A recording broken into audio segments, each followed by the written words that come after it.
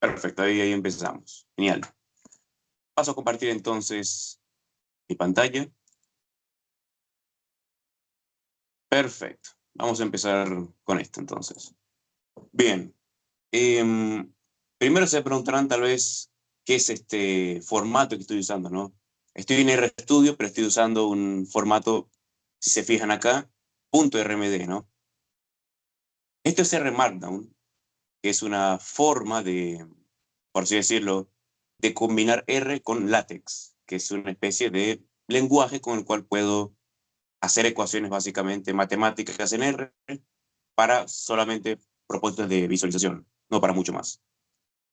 Pero bueno, vamos a ver que el código es, o sea, R Markdown trabaja con estos símbolos de dinero, que básicamente para expresar los códigos, las ecuaciones, mejor dicho, que estaba mencionando. Pero después podemos trabajar con R como, bueno, no quiero spoiler todavía, pero van a ver cómo se puede trabajar perfectamente con R con esto y nada. Si les gusta este formato, pueden usarlo inclusive si quieren, ¿no? Pero bueno, vamos a arrancar con la clase como tal. La idea hoy va a ser hacer el ejercicio 1, 4, 8 y 13, ¿no? El 13 es un ejercicio de parcial que, bueno, me parece bastante bueno y lo incluí justamente por ese motivo. Al final de la clase, cuando termine el 13, voy a hacer una pequeña aclaración sobre el ejercicio 3, ya que el ejercicio 3 va a requerir una transformación que, bueno, me parece correcta que la veamos acá. Y si queda alguna duda, por supuesto, después está el Classroom y todos los medios tradicionales. Bueno, con eso dicho, entonces arrancamos. Vamos con el Vamos a primer hacer, ejercicio entonces. ¿Sí? sí, vamos a hacer los ejercicios todos en R o algo en pizarra. Todo en R, sí, todo en R. Sí, sí. O sea, yo acá les preparé como que este archivo de R donde voy a estar diciendo todo lo que hago, básicamente. Sí. Mi recomendación personal es que ustedes usen un propio archivo de R y se estén fijando también lo que hago yo al mismo tiempo, ¿no? Que tal vez parece obvio para algunos, pero es mejor hacer esto en R, ¿no? Que escribirlo o hacerlo en papel, me parece a mí. ¿Alguna otra consulta? Bueno, en ese caso empezamos entonces. Vamos a arrancar, como dije, por el ejercicio 1, que dice así. La siguiente función se conoce como la función de producción trascendental, FPT, una generalización de la conocida función de producción Cobb-Douglas, ¿no? Esta es la fórmula. Y igual a beta 0 por L elevado a la beta 1 por K elevado a la beta 2 por un exponencial elevado a beta 3 por L más beta 4 por K. Bueno, una función de producción tradicional, Cobb-Douglas, no muy distinta, capaz salvo por la exponencial, ¿no? Que, bueno, puede aparecer, pero no suele estar mezclado con L y K comunidades, como vemos aquí, ¿no?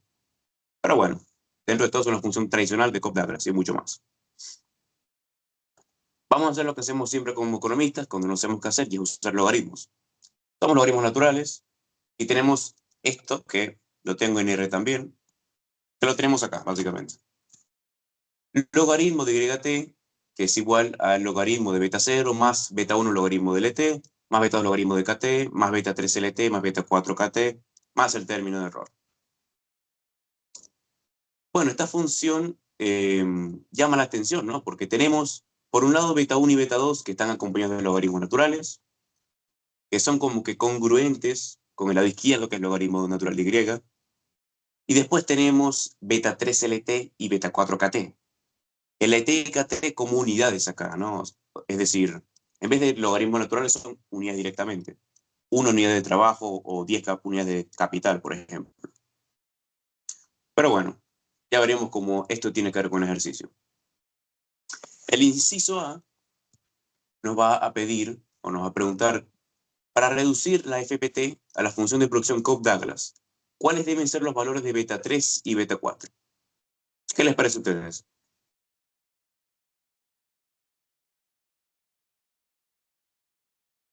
¿Deberían ser cero? Exactamente, muy bien ahí, muy bien.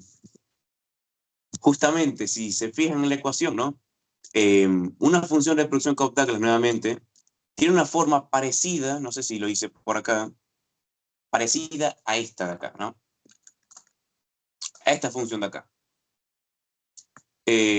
Por supuesto, en este caso no tenemos esta función que está en pantalla, y igual a a por lt elevado al alfa por kt elevado a la beta. Pero tenemos algo parecido con los logaritmos, ¿no? Los betas que acá no están encajando del todo son beta 3 y beta 4. Con una función de producción Cobb-Douglas, recordemos, lo que queremos son en los dos lados de la ecuación, dos cosas comparables, justamente. Si tengo logaritmos de y por un lado, y después tengo unidades de L y K, esto no es muy comparable. Entonces no puedo usar una función de producción Cobb-Douglas con esto.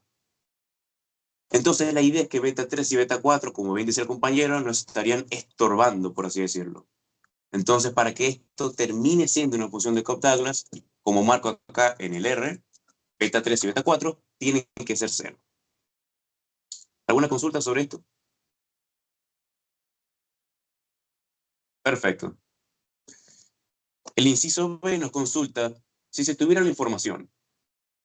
¿Cómo usaría para testear si la FPT se reduce a la función de producción Cobb-Douglas? ¿Qué procedimiento de prueba se utilizaría? Bueno, acá nos están preguntando básicamente qué prueba podemos hacer, ¿no? Para ver si esto se reduce a una función de producción Cobb-Douglas. ¿Y qué les parece, no? Vinculando con el inciso A, ¿qué les parece que podríamos hacer? ¿Qué tipo de prueba? De todas las pruebas que tenemos, ¿no?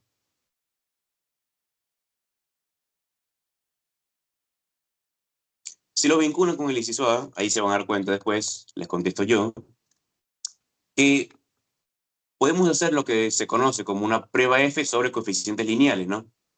Es decir, con la siguiente forma. Con una hipótesis nula, o sea, un test del tipo F, ¿no? Con una hipótesis nula que me dirá que beta 3 es igual a beta 4 igual a 0. Exactamente como planteamos en el inciso A, ¿verdad? Nada raro aquí. La hipótesis alternativa me diría que beta j tiene que ser distinto de 0, pero acá beta j son 3 y 4. Así que básicamente la hipótesis alternativa me diría que beta 3 tiene que ser distinto de 0 y también al mismo tiempo y no, beta 4 tiene que ser igual a 0. Entonces repito, hipótesis nula, beta 3 igual a beta 4 igual a 0. Hipótesis alternativa tiene que ser beta 3 distinto de 0 y beta 4 distinto de 0. Ambas deben de cumplirse. O solo una, mejor dicho. Solo una, es verdad. Solo una. Con que beta 3 sea distinto de 0 o beta 4 sea distinto de 0, ya estamos rechazando la hipótesis nula. ¿Se entendió esa parte?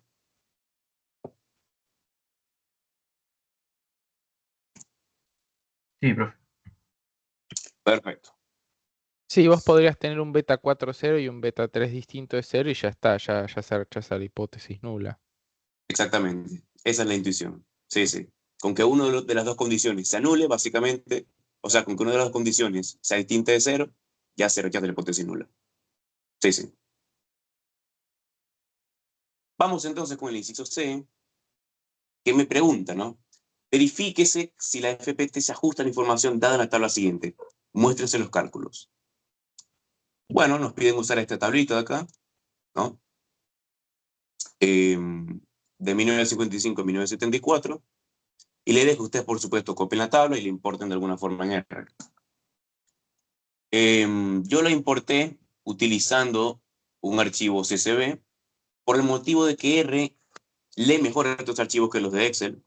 Generalmente en la materia hemos trabajado con archivos de Excel sin ningún problema, pero con archivos grandes y con muchas columnas, capaz R se complica un poco. Así que personalmente trabajé con un CSV y lo importé de esa forma. Pero nuevamente, si ustedes quisieran trabajar con Excel no hay ningún problema. Tendrían que usar esta librería que estoy marcando en comentario y hacer un código más o menos como este, el que también tengo marcado en comentario. Pero bueno, es cuestión de cada uno, por supuesto, preferencia personal. Y acá arriba les puse una librería que vamos a usar en toda la clase, básicamente.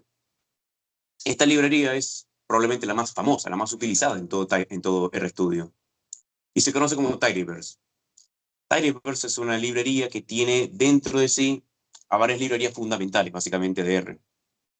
Tenemos a dplyr, por ejemplo, que es muy útil para modificar tablas de datos. Vamos a usarla justamente ahorita. Tiene a ggplot, que es la herramienta gráfica más usada de lejos en R también, entre otras librerías que tiene metidas adentro.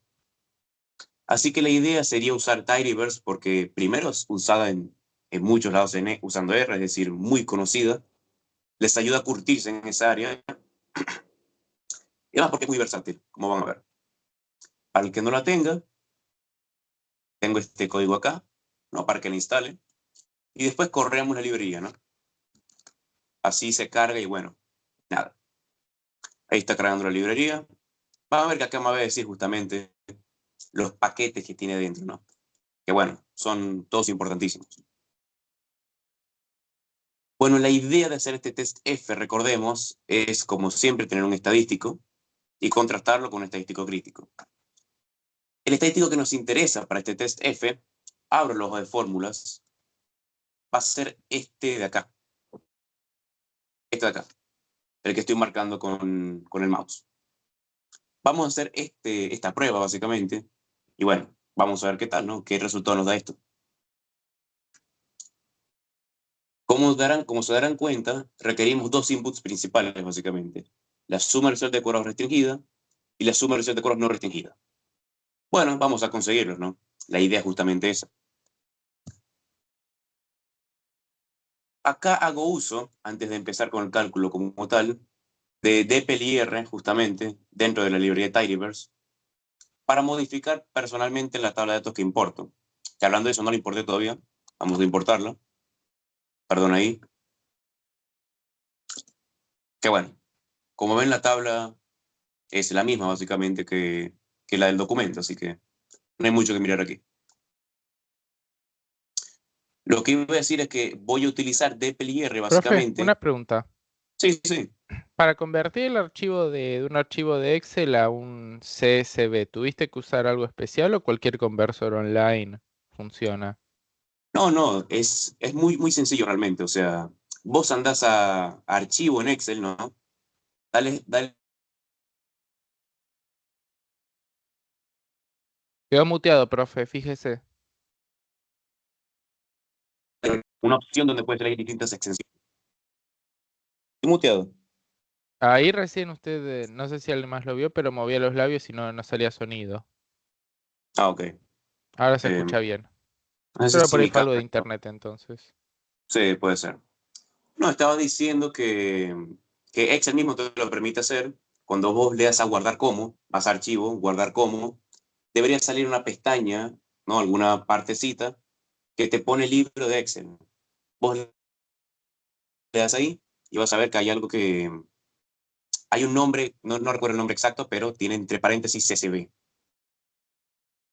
Básicamente, como al guardar como, te va a salir una de las extensiones que puedes usar. Gracias. De nada. Bueno, entonces voy a usar la librería dplyr, como estaba diciendo. La idea es solamente para modificar un poco la tabla, porque por un motivo la tabla me salió con caracteres. Fíjense acá, esto es un carácter, esto también, o sea, las tres variables son caracteres, son letras, vamos a decir. Yo quiero números, por supuesto, ¿no? Entonces vamos a utilizar estos comandos. No importa que se lo sepan muy a fondo todavía, esto es solamente para modificar la tabla, corregirla. Pero para darles un poco de idea, mutate es una manera de decirme básicamente, modificame una columna o créame una columna, ¿no? Entonces, con este código lo que estoy haciendo básicamente es utilizar data. Básicamente estoy diciendo que quiero que data sea igual a data, lo cual no me genera nada nuevo, pero con este comando, que es básicamente el mismo que que tal vez le suene reconocido porque lo habrán usado con Nico varias veces, vamos a modificar la variable y y la hacemos numérica. Esto es lo que estamos haciendo acá. Hacemos lo mismo con L y con K. Y después suelto los valores omitidos que no es tan necesario realmente. Y listo. Esto solamente para limpiar un poco la tabla, la base de datos. Pero vamos a lo que nos compete, no a lo que nos importa, que es calcular la suma residual de cuadrados para cada uno de los modelos, el restringido y el no restringido. Empezamos por el no restringido, que realmente primero para obtener los betas, que es como los primeros datos fundamentales para calcular esto, es hacer lo mismo que hemos hecho ya en todo el curso, básicamente. Acá meto de esta tabla data, ¿no? Estoy metiendo esta tabla data a la variable y, por supuesto, a esta variable. Entonces creo una variable y que tiene los valores de y. Creo la variable x que, como siempre, usamos la función cbind, donde esto nos crea una matriz de unos, y en las otras columnas tenemos el logaritmo natural de L, logaritmo natural de K, L y solo K. Nada más que eso. Nuevamente lo han visto en todo el curso, así que no es nada nuevo. Acá, como ven, tengo justamente todo lo que estaba mencionando, ¿no? Calculamos los betas, ¿no? De la misma forma de siempre, ¿no? Haciendo la fórmula x traspuesta por x, entre paréntesis elevado a la menos 1, por x traspuesta por y, ¿no? Acá nada nuevo. Vamos a tener, por supuesto, de beta 0, ¿no? A beta 4, los valores de los betas. Beta 0 menos 441, beta 1 142 y así con los demás. Por supuesto, uno es un poco escéptico al inicio, naturalmente, y uno diría, bueno, prefiero tener un poco más de confianza, así que usamos la función summary. Hago una función summary, ¿no? Que me tira el modelo justamente, como vemos acá, y, ¿no? Igual al logaritmo natural de L, al logaritmo natural de K, más L más K. Nuevamente una función que ya conocen bastante a estas alturas. Nada, la ejecutamos y vemos que los betas nos dan bien, ¿no? Beta 0, beta 1, son exactamente iguales, ¿no? Menos 441, 142, acá todo perfecto. Ok, con ese paso ya he hecho... Disculpa, una pregunta. Sí, decime. Cuando he resuelto los ejercicios, siempre me voy directamente con el summary. ¿Me recomiendas ir directamente con el summary o ir paso a paso calculando los interceptos y demás? Sí, es buena pregunta, ¿no? Es buena pregunta porque siempre tenemos la tentación de ir al summary. Yo lo entiendo cuando curso esta materia también. Pero mi recomendación, después de haberla cursado y todo, es que primero intentes hacerlo sin el summary. Intentes hacerlo primero paso a paso. Cuando ya te sientas bastante curtida, como que ya lo tienes bastante bien hecho, puedes mandarle directamente al summary. La idea de esto nuevamente es usar R como calculadora. Lo que importa acá son las intuiciones, el conocimiento teórico. Así que si tenés bien la teoría, R es nada más con la calculadora. No mucho más que eso. Ok, gracias. No, de nada. De nada. Bueno, seguimos entonces. Para calcular la suma residual de cuadrados, recordemos, uso esta fórmula de las de fórmulas. Esta de acá, ¿no? Usaremos esta fórmula, la de siempre, básicamente, ¿no? Así que necesitamos y estimado, que lo obtenemos de hacer x, la matriz de x, multiplicar matricialmente por los betas. Nuevamente, fórmulas que ya han usado bastante, imagino. Y con esto, sencillamente calculamos la suma residual de cuadrados. Vamos a hacerlo. Y nos va a dar, vamos a escribirla acá, 178,07. Bueno, no tiene que significar mucho. Lo que importa es justamente utilizarla para calcular el estadístico, que sí significa. Vamos a hacer exactamente lo mismo para obtener la suma residual de cuadrados restringida. Pero acá la cosa cambia un poco, por supuesto. En la no restringida, como es el modelo justamente no restringido, donde sigo la hipótesis alternativa, beta 3 y beta 4 van a asumirse distintos de cero. Por eso los incluyo acá, a L y acá. Acá no voy a hacer eso. Cuando hago el modelo restringido, nuevamente, tengo la hipótesis nula, beta 3 igual a beta 4 igual a 0. Así que tengo que sacar a beta 3 y beta 4 de mi modelo restringido, ¿no? ¿Cómo lo saco? Directamente no lo incluyo directamente, para la redundancia. No lo incluyo básicamente creando una matriz de X, de X restringida, mejor dicho, donde nada, logaritmo natural de L, logaritmo natural de K y no mucho más. Vamos a sacar los betas ahora con esta matriz de X que creamos, usando la fórmula, nuevamente la misma fórmula de siempre, solo que los X ahora van a ser los de la restringida, no los de la no restringida. Bueno, por supuesto, comparamos con el summary porque queremos tener certeza. Y vemos que, en efecto, los betas son los mismos. Nada raro acá, entonces. Con los betas vamos a calcular a Y restringido estimado, vamos a decir. Y con eso, con la misma fórmula de siempre, obtenemos la suma residual de coros restringida. Y nos queda entonces 1155,86. 87 si queremos redondear. ¿Alguna consulta hasta ahora?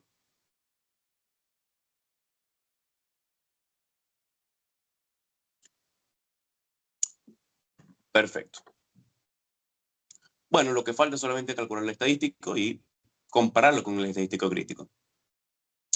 Para el estadístico, nuevamente, haremos la fórmula que les estaba indicando para este tipo de test F, que es esta fórmula de acá. Vamos a replicarla en R entonces. Nos pide suma residual de coros restringida menos suma residual de coros no restringida dividido Q, perdón. Q, en este caso, es la cantidad de restricciones que le estamos metiendo al modelo. ¿Y qué le estamos metiendo al modelo? Beta 3 igual a 0 y beta 4 igual a 0. Son dos restricciones que le metemos y entonces Q tiene que ser igual a 2, justamente. Todo eso lo dividimos por la suma residual de corados dividida, suma residual de coros no restringida, perdón, dividido n menos k menos 1. N, en este caso, va a ser la cantidad de observaciones totales, por supuesto, que acá es lo mismo que decir la longitud de Y, básicamente, ¿no? En este caso va a ser 20, como vamos a ver. Acá me faltó un paréntesis, por lo que veo. 20. Y en cambio, acá, menos K menos 1, menos K va a ser en este caso distinto de Q, justamente. Porque K representa a todos los betas, salvo al intercepto. Dígase, salvo beta 0.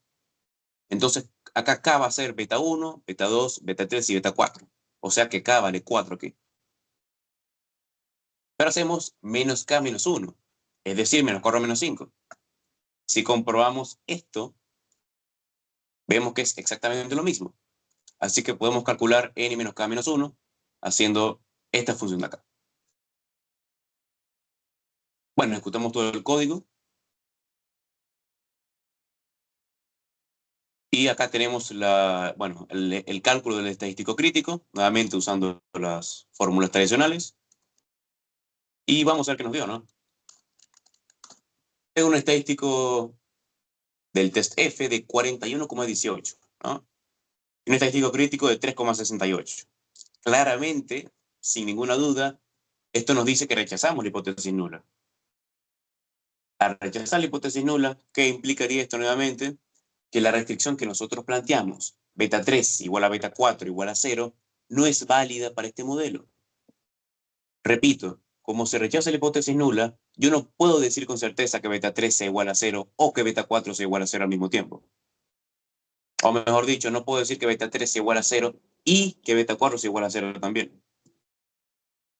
¿Sí se puede decir con certeza que no lo sean o tampoco se puede decir con certeza esa parte? Buen punto, de hecho, muy buen punto, ¿no? Porque acá preferimos en econometría, ¿verdad? Decir siempre que tenemos la evidencia, básicamente, ¿no? La evidencia disponible para rechazar la hipótesis nula. Pero como muy bien marcaste, ¿verdad? No tenemos certeza absoluta. Es totalmente verdad. Entonces, básicamente decimos que tenemos evidencia para rechazar la hipótesis nula, pero no certeza.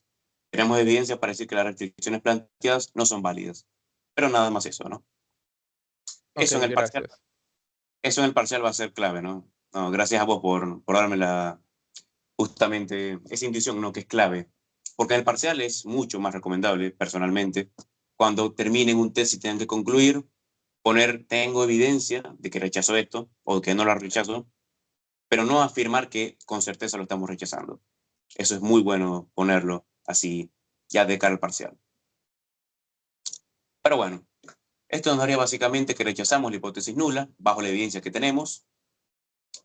Y esto pasando a términos económicos me diría que yo no puedo pasar a esta función de acá, que tenemos acá, no puedo pasar de esto a una función de Cobb-Douglas. Porque o beta 3 es distinto de 0, o beta 4 es distinto de 0. Pero pensemos un poco más. Vamos al summary que nosotros hicimos de la regresión no restringida, que es de la regresión original, con todas las variables incluidas. ¿Qué nos daba esto? Vamos a ponerlo un poco más de pantalla. ¿Qué nos daba esto? Fíjense beta 4. Beta 4 es el último de acá. Según esta regresión, beta 4 es estadísticamente significativo. Fíjense el p-valor, muy chiquito, y las estrellitas al lado. Y si quieren también el t-valor, que es casi 4, bastante alto también. Todo esto me diría que a priori yo podría haber tenido una intuición de lo que iba a pasar, ¿verdad? Si yo veo esto y yo sé entonces que beta 4 probablemente sea distinto de 0, ya tengo la idea antes de hacer el ejercicio, que igual debe hacerse, por supuesto, para una comprobación, pero tengo la intuición de que voy a rechazar la hipótesis nula.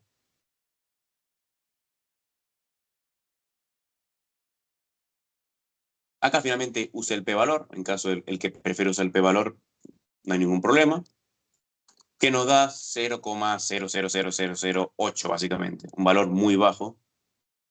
Así que básicamente concluimos lo mismo, ¿no? Rechazamos la hipótesis nula. ¿Alguna consulta sobre este ejercicio? ¿Puedo repetir sin ningún problema?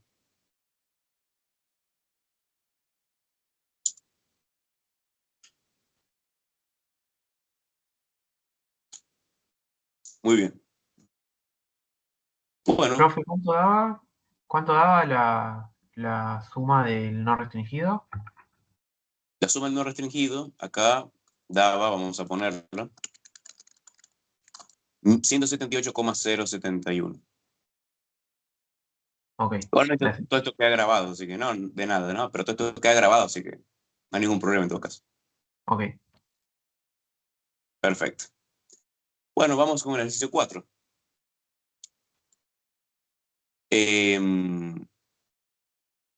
Bueno, este es el ejercicio 4, que va a decir lo siguiente, ¿no? Se ha estimado la regresión ahorros-ingresos para el periodo 1970-1995 y luego se la subdivide en dos periodos, 1970-1981 y 1982-1995. Bajo la consideración de que en 1982 Estados Unidos experimentó su peor recesión en tiempos de paz y un suceso como este pudo haber perturbado la relación entre los ahorros y el ingreso personal disponible. Básicamente nos está diciendo, che, fíjate que en 1982 puede haber habido un cambio estructural. ¿Y qué era un cambio estructural? En base a las clases teóricas, ¿qué significaba que había un cambio estructural? ¿O qué implicaba? ¿Eso es una prueba show? Sí, o sea, la prueba Chow exactamente es la que usamos para comprobar que hay un cambio estructural o no. Pero ¿qué es un cambio estructural como tal? O sea, ¿qué provoca? ¿Qué es lo que causa? ¿Alguno quiere compartir? ¿Cambios en la política? Bueno, un cambio en la política puede ser un factor que genere un cambio estructural justamente, ¿no? Pero no es el cambio estructural, o sea, no es la definición como tal del cambio estructural. Un cambio estructural, básicamente, pasado más a criollo, por así decirlo, sería que a partir de una observación específica, los parámetros que antes me servían para pronosticar todo el modelo con todas sus observaciones ya no me sirven. Fíjense acá, en el ejercicio 4. La primera regresión que nos da el ejercicio es la regresión con todos los periodos, 1970 a 1995. ¿Y qué pasa, sin embargo, si hacemos una regresión de 1982 a 1995, como la 3, ¿no? Fíjense beta 0, el beta 0 de acá y el beta 0 de acá. Y el beta 1 de acá con el beta 1 de acá. Bueno, el beta 1 no se nota mucho, ¿verdad? Pero con el beta 0 es evidente, ¿no? Con el beta 0 se nota que hay un cambio claro en los parámetros, en el intercepto. Entonces, la idea de cambio estructural es que a partir de cierto momento, acá hipotetizamos que en 1982, los parámetros de antes de toda la regresión, como eran estos, de la primera regresión, ya no sirven cuando pasamos esa observación. Tengo un gráfico bastante bueno para esto, que lo vi en una clase con Nico, que es básicamente este. Esto sería más o menos una representación de lo que estaría pasando acá, básicamente. Tenemos una regresión, pónganle que sea la de abajo, que es la regresión normal, por así decirlo, y otra regresión donde a partir de cierta observación vemos que hay un cambio en la recta de regresión, o sea, en cambio de sus parámetros. Entonces, vamos a tomar esa intuición de cambio estructural y como bien decía la compañera, vamos a usar el test de Chow justamente para ver si hay o no un cambio estructural. El test de Chow es nuestra herramienta para comprobar esto. Así que vamos a hacerlo ahora. Bueno, para hacer el test de Chow entonces, habría que plantear, por supuesto, las hipótesis y, bueno, el estadístico crítico que vamos a utilizar. La hipótesis en este caso, acá la planteo en el R Markdown, sería la siguiente.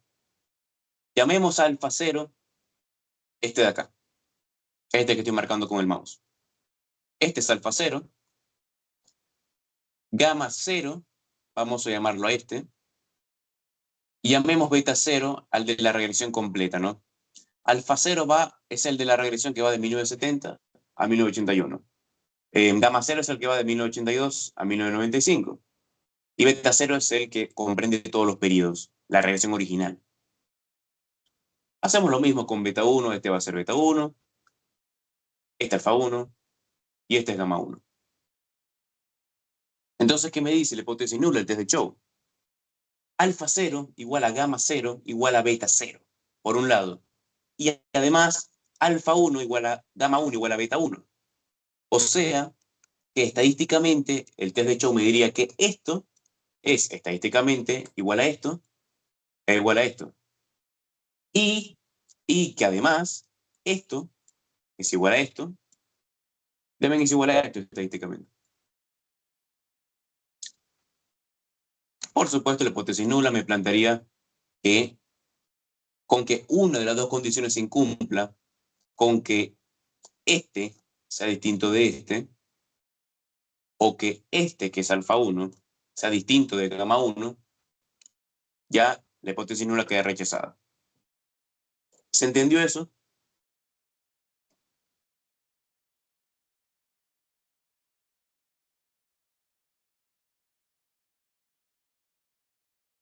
Bueno, asumo que sí, ¿no? El silencio otorga, así que sigo con la explicación entonces.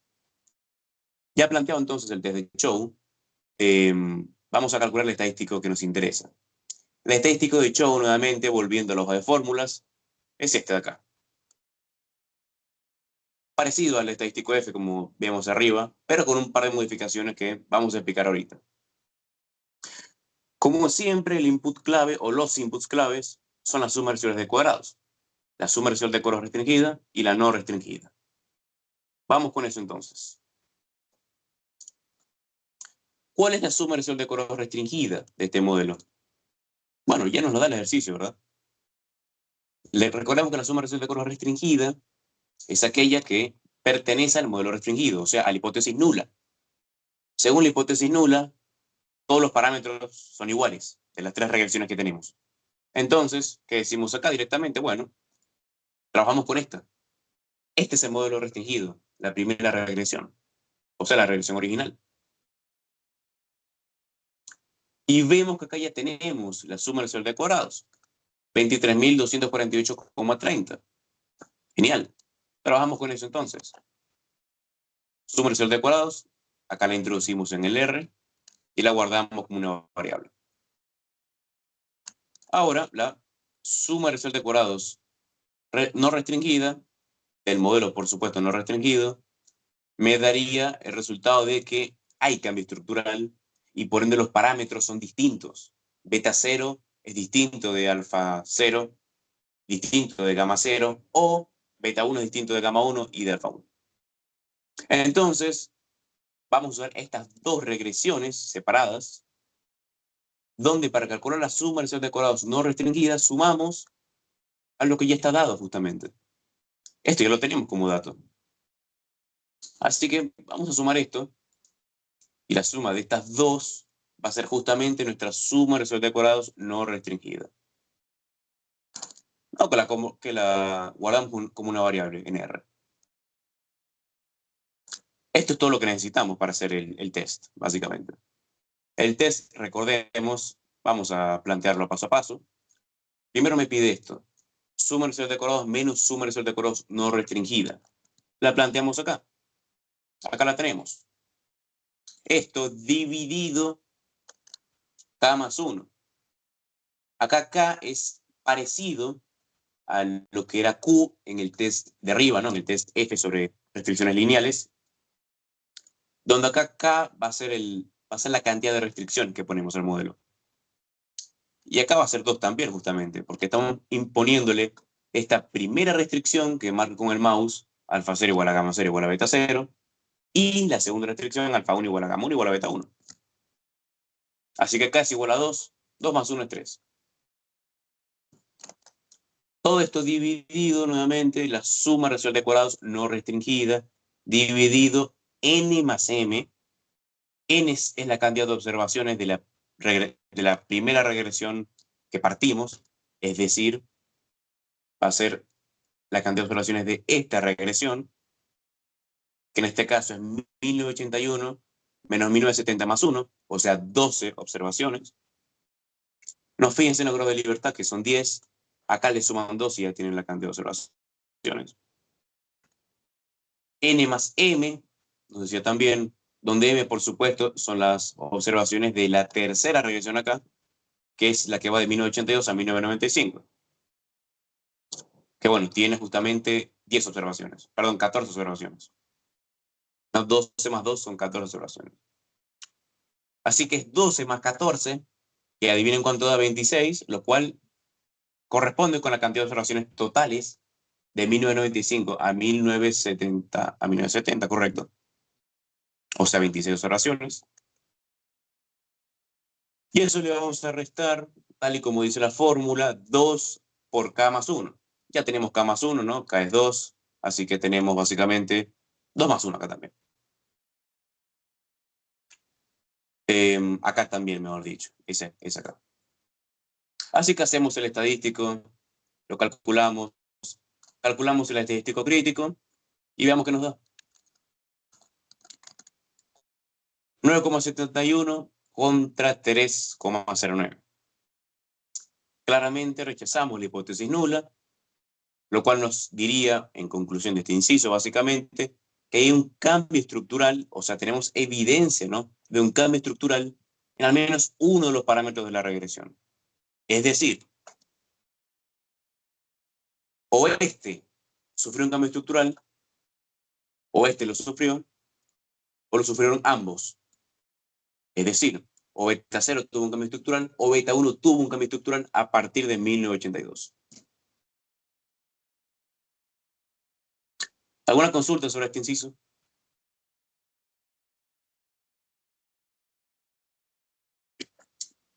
Si estoy yendo demasiado rápido para ustedes, si les parece, pueden avisarme sin ningún problema, detenerme, no hay ningún problema.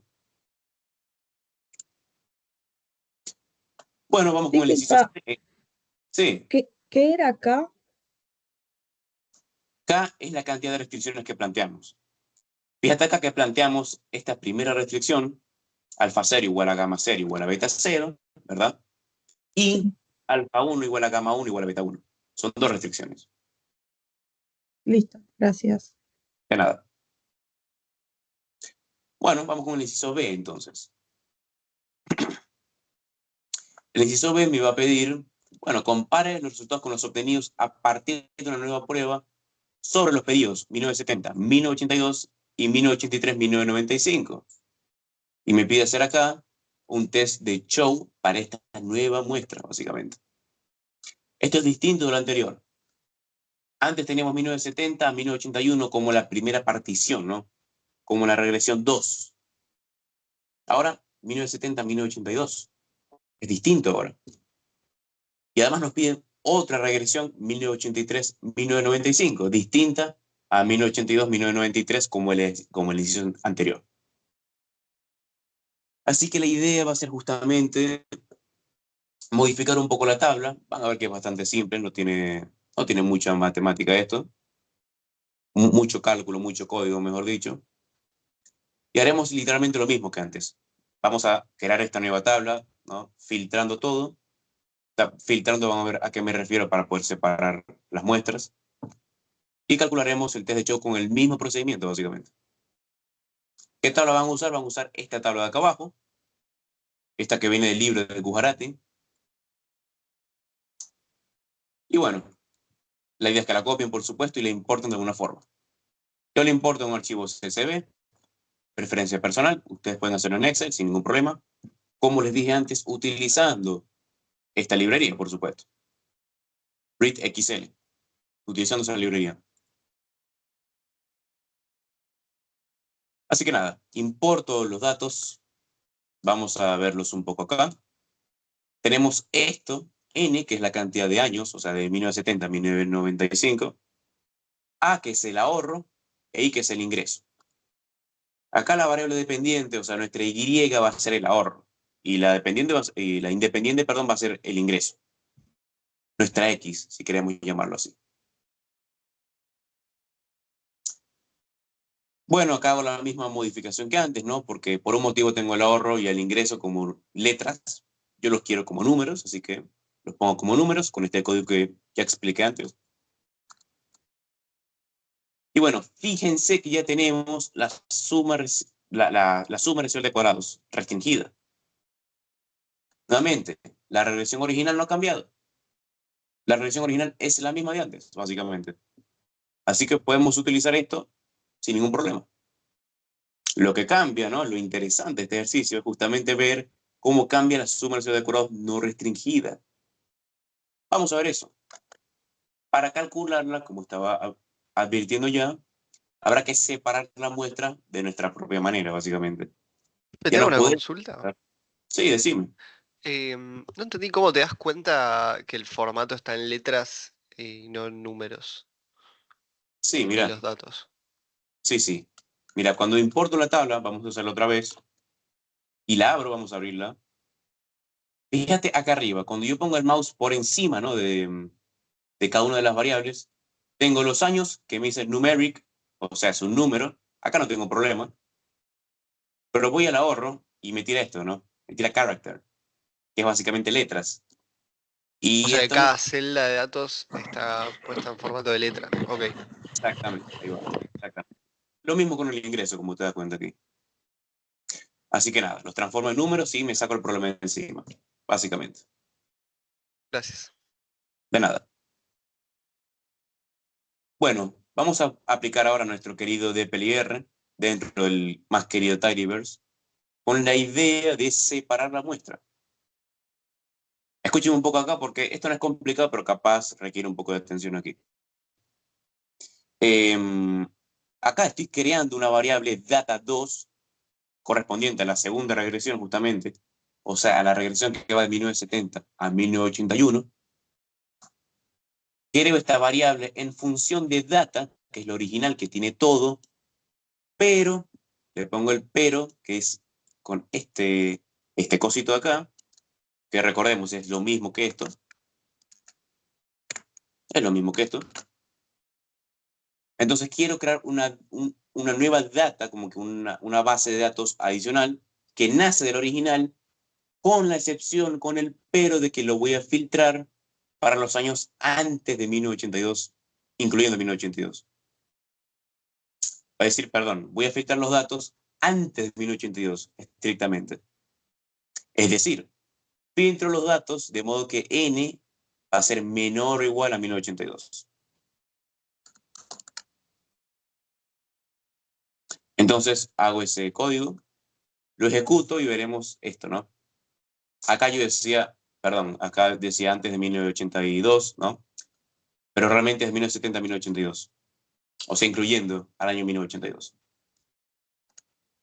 Entonces, al ejecutar este código nuevamente, tenemos esto justamente, ¿no? Esta tabla de datos que va de 1970 a 1982 sin mucho más, con 2 líneas de código solamente. Vamos a hacer lo mismo, básicamente, para hacer la tercera regresión, dígase la que va de 1983 para adelante, haciendo el mismo código, creando una variable una tabla de datos, básicamente, que la llamo data 3, que van a ser de data, pero voy a filtrar a data justamente, de modo que n tiene que ser mayor a 1982. N, recordemos siempre, tengamos en mente que acá en mi código, en mi tabla, son los años. Así que estoy diciendo la R básicamente, filtrame las observaciones después de 1982. O sea, a partir de 1983. Ejecuto el código, abro la nueva tabla de datos. En efecto, R hace su magia justamente, ¿no? La magia de separar la muestra tal y como queríamos. Hay varias formas de hacer esto, aviso, ¿no? Hay varias formas de hacer esto. Esta es la forma que particularmente a mí me sirve. Me parece simple y fácil de entender, pero, por supuesto, cada uno puede hacerlo como le plazca, por supuesto. Mientras esté bien, no hay ningún problema.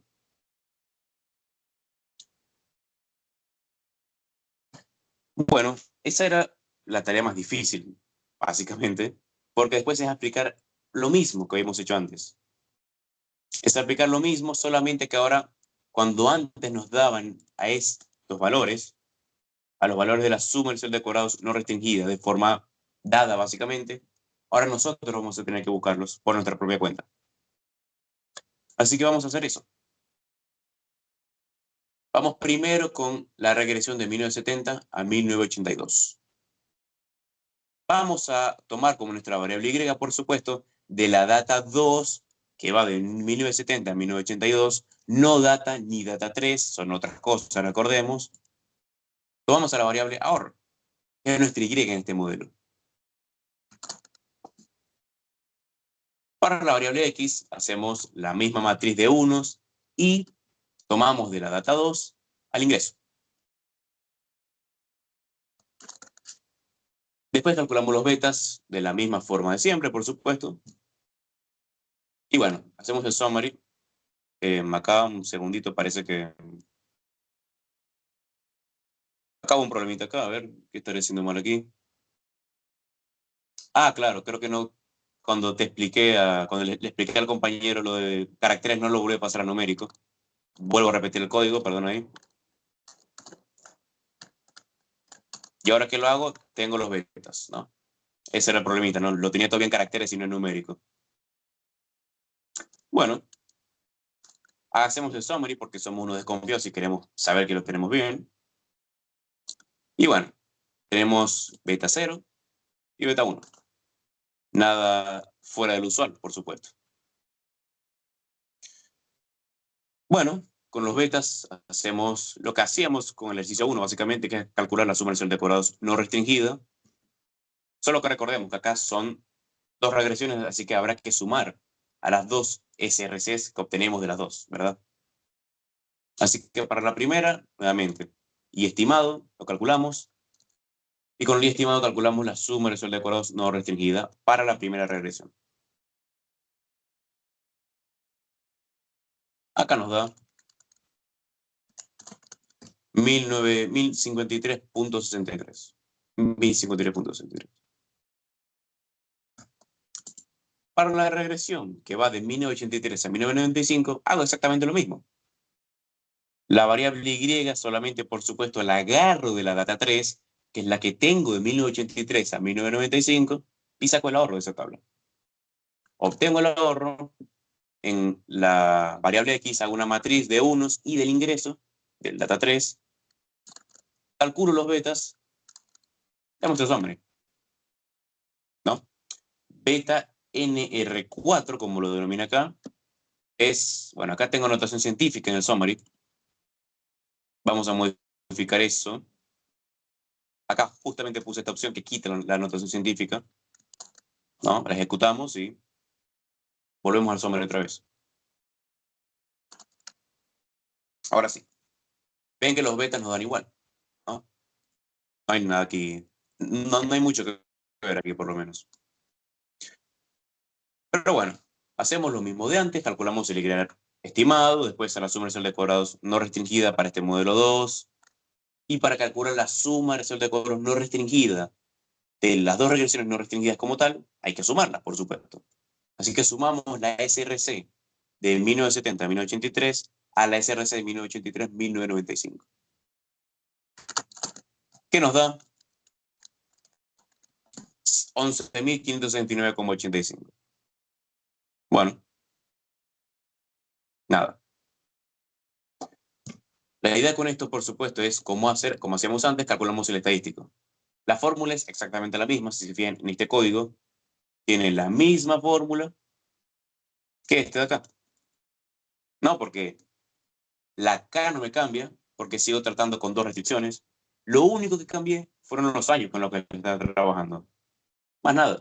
O sea, cambié un poco los años de las regresiones donde estamos partiendo, ¿no? De las regresiones partidas, pero no cambié más nada.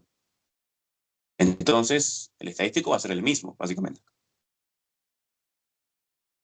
Lo calculamos el estadístico crítico y tenemos lo siguiente. El estadístico que nos da a nosotros es 10, básicamente, y el estadístico crítico es 3.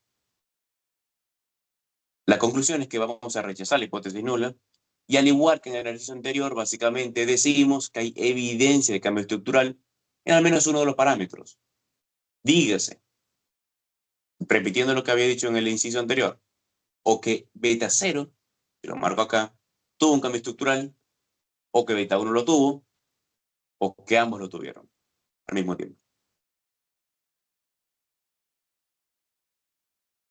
La conclusión como tal de este ejercicio es que tanto en 1982 como en 1983 son posibles cambios estructurales. Bueno, posibles no. Bajo la evidencia que tenemos, bajo esa evidencia son cambios estructurales en efecto. Así que nada. Esa es la conclusión como tal de este ejercicio. ¿Alguna consulta, alguna pregunta sobre este ejercicio? ¿Algún inciso que quieran que repita?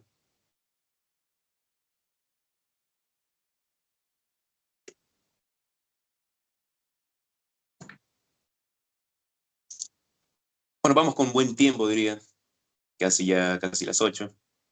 Así que vamos a llegar bien, me parece. La idea es que cortemos 5 minutos antes, así no lo quiero dejar hasta el final. No es la intención. Ejercicio 8. Vamos a hacerlo ahora. El 8 nos va a decir lo siguiente.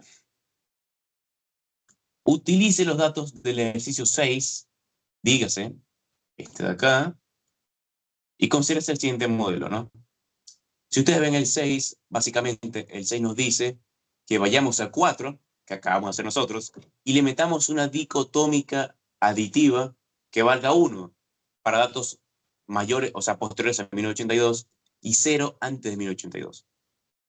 Básicamente, se resumen en el ejercicio 8, ¿no? En este modelito de acá, que estoy marcando con el mouse. Logaritmo natural de los ahorros en T igual a beta 0 más beta 1 logaritmo de los ingresos en T. Hasta ahora lo mismo del ejercicio 4, pero ahora le añadimos una dicotómica aditiva, más beta 2 por dt, que es la dicotómica, más el término de error. Como dice acá, la dicotómica es 0, o sea, vale 0 de 1970 a 1981, y vale 1 a partir de 1982. La idea de fondo, por supuesto, es que en el 82 hay un cambio estructural.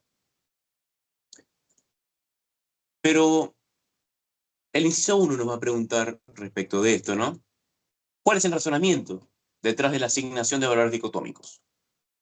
Miren este ejercicio. Es decir, ¿para qué añadimos una dicotómica? ¿Cuál es el propósito? ¿Qué les parece?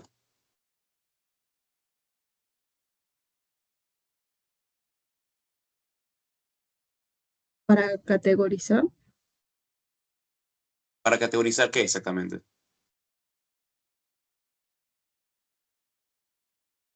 O sea, ¿qué estaremos categorizando con la dicotómica? El nivel de ingreso.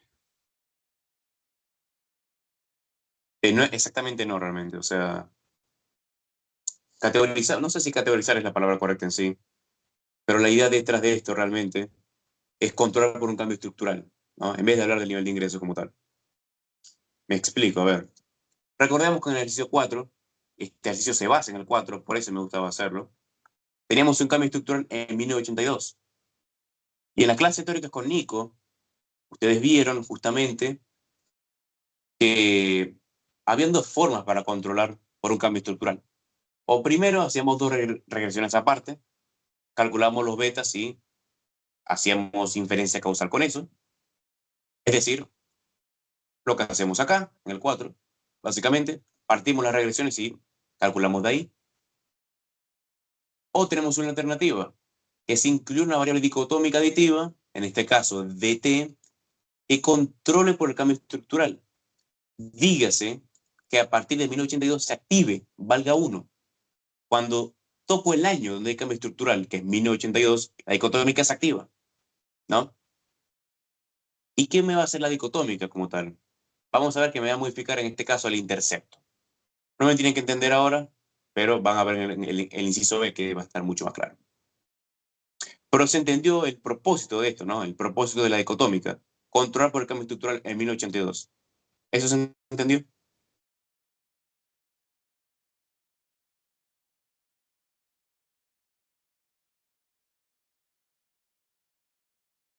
No lo entendí muy bien. Ok, vamos de nuevo. ¿Recuerdas en el ejercicio 4, verdad? ¿Recuerdas que hicimos un test de show para 1982, verdad? Y nos daba que había cambio estructural. No, ¿te acuerdas de eso, verdad? Que lo Sí. acabamos de hacer en el ejercicio 4, ¿no? Perfecto. Sí. Eso implicaba nuevamente que los parámetros que antes usamos ya no pueden usarse. O sea, antes eso implica, en criollo básicamente, que esto, a partir de 1982, o esto de acá, cambia. O sea, que beta 0 cambia después de 1982, o que beta 1 cambia después de 1982, o que ambos lo hacen al mismo tiempo. Entonces, una de las formas que tengo para controlar por esto, ¿no? Porque yo quiero hacer una regresión después de 1982, quiero hacer una regresión después de eso, que me sirva. Porque yo no puedo usar estos parámetros si veo que me están cambiando después de 1982. Yo quiero parámetros utilizables y que puedo usar. Acá no los puedo hacer. Entonces yo puedo o partir la regresión, puedo hacer eso, y digo, bueno, después de 1982 trabajo con la regresión 3, puedo hacer eso directamente, que es un método que bastante intuitivo, me parece a mí lógico. O, si no queremos hacer esto, ponemos la dicotómica. ¿Y qué me hace la dicotómica justamente? La dicotómica se activa después de 1982 y es una forma de controlar por este cambio estructural. Vamos a ver cómo exactamente, pero ya te doy un pequeño spoiler de antemano, que una dicotómica aditiva como esta me va a terminar sumando el intercepto. Esto, beta 0, suma a esta variable de acá. Entonces la idea es que después de 1982 el intercepto tenga una especie de plus o una especie de menos si se le resta después de 1982. Después de ese año vamos a sumarle o restarle un valor que depende del valor de beta 2 para controlar por el cambio estructural. ¿Ahí se entendió mejor? Sí, gracias. De nada. Pero respecto de eso, para que no le quede tan claro, el inciso B, capaz ayuda un poquito más con esto. El B nos dice, estímese el modelo anterior e interprétense los resultados. Vamos con eso. Acá planteo la regresión que nos piden hacer. Y el primer paso es crear la dicotómica, justamente. Yo para crear la dicotómica sigo utilizando dplyr porque me parece nuevamente muy intuitiva. Acá data es la misma data del ejercicio 4, así que no la modifiqué porque no hace falta. ¿Y cómo creo la dicotómica? Recordemos, yo acá estoy diciéndole a R básicamente, quiero reemplazar la variable data por data, lo cual es lo mismo, pero le pido con el pipe, así como se conoce esto, pero créame una variable dicotómica que valga 1 a partir de 1982 y 0 en los casos anteriores. En el código, ¿cómo se ve esto en el código? Use la función mutate, que es básicamente para modificar o agregar columnas, recordemos. Acá, ¿qué le estoy diciendo a R? Créame a esta columna DI, que es la dicotómica, y le pongo esta función if-else, que es una condición, básicamente. Esto diría básicamente, créame la dicotómica donde para n mayor o igual a 1982, o sea, a partir de 1982, que valga 1, y antes de 1982, o sea, cuando no se cumple esta restricción, que valga 0. Eso es lo que le estoy diciendo básicamente. Estoy creando una dicotómica de la misma forma que esta de acá, como dice el Word. Entonces, creo la dicotómica. Acá vamos a data, por ejemplo. Cierro estas datas que no son tan útiles. Abro data y vemos que esta es la dicotómica y a partir de 1982 se activa. Ahí va, se activa. Y vale 1 para todos los años posteriores. Antes, por supuesto, vale 0, no se activa porque no hay cambio estructural antes. No que hayamos testeado, por lo menos. Entonces, bueno, este es el inciso A, que lo resumo acá un texto, básicamente, que es la idea de controlar por el cambio estructural. Pero nos interesa el inciso B, justamente, ¿no? Estimar este modelito de acá. Y va a ser nuevamente el logaritmo natural del ahorro. O sea, básicamente es esta que estamos estimando, ¿no? Esto que estoy marcando con el mouse. Estaría bueno usar ese lápiz rojo, pero creo que si lo uso no puedo bajar en el código, así que no es muy práctico. Pero bueno. Y después hacemos una matriz de unos y del logaritmo natural de los ingresos. Marco con el mouse otra vez. Y además de eso, con la dicotómica. Creo esto. A ver, no sé si creo la dicotómica bien acá. Creo la dicotómica. Ahí me sirvió. Bueno, parece que no había cargado algo por lo que veo. Ok. Creo la dicotómica con la matriz de vectores X. Y hago los betas. Calculo los betas de la misma forma de siempre, ¿no? Sin ningún cambio acá. ¿Qué me da el summary, justamente? El summary me daría estos valores. Y recordemos que nos piden en el ejercicio interpretar los resultados. Vamos a hacer eso. Vamos con beta 1 y con beta 2, que son los que nos interesan. Beta 1 me dice, beta 1 me da 0,6695. ¿Cómo interpreto esto, básicamente? Sería de la siguiente forma, que ya lo habrán visto también, pero no está mal repasar nunca. Un aumento en 1% del ingreso me genera un aumento en 0,67% aproximadamente en el ahorro. Recordemos, logaritmo natural en los ahorros y logaritmo natural en los ingresos. Estoy trabajando casi con un modelo log-log. La dicotómica no es un logaritmo, pero si no fuera por eso es un modelo log-log. Entonces, nuevamente, cuando hago un aumento de 1% en el ingreso, mi ahorro aumenta en 0,67% aproximadamente. Básicamente, como decir, por cada 100 pesos que ahorro, por cada 100 pesos que ingreso, por ejemplo, ahorro 67, básicamente. Y la dicotómica, ¿qué me diría? Y acá viene justamente la mejor, como que, acá para mí queda más claro, por lo menos, que en el inciso A. La dicotómica me da este valor, menos 0,00067. ¿Qué significa esto?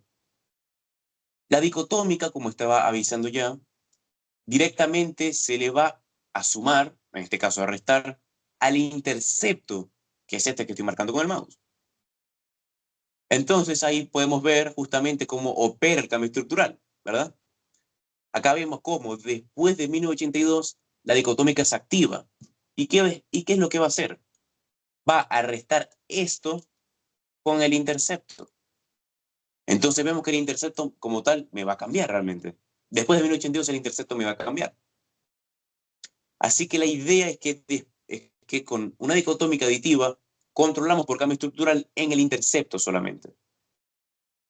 Una mejor forma de que se ve esto es con, nuevamente, este grafiquito de acá. Acá no hay cambio de intercepto, cambio dependiente realmente. Pero hagamos una cosa. No sé si puedo eliminar esto. Sí lo puedo hacer. Perfecto. Vamos a eliminar esto. Básicamente lo que estaría pasando es esto. Perdón.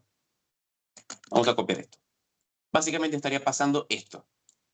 Por ahora no vemos cambios en la pendiente. Por ahora vamos a encargarnos de eso. Pero por ahora no vemos cambios estructurales en la pendiente. Solo en el intercepto. Vemos que la pendiente es la misma para las dos regresiones. Pero el intercepto es distinto. Esa es la idea que capturamos acá. La dicotómica me sirve para darle ese plus, o ese menos, como en este caso, al intercepto. ¿Alguna consulta sobre esto?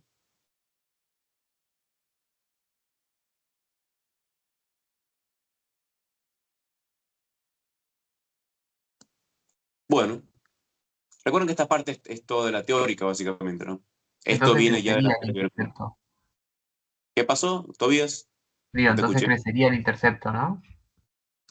En el ejemplo gráfico que di, sí. Esto es para que entendieran la mecánica. Pero en el caso del ejercicio que estamos viendo, fíjate que es negativo el estimador. El estimado, mejor dicho. Es negativo. Así que se le va a restar el intercepto. Así que va a ser un poco más negativo todavía. ¿Se entiende? Claro, yo lo decía por si a algo negativo le restabas algo negativo. Vamos a ver eso, vamos a ver eso. Ya vas a ver ahí. Sí, sí. El inciso C justamente nos va a hacer algo así.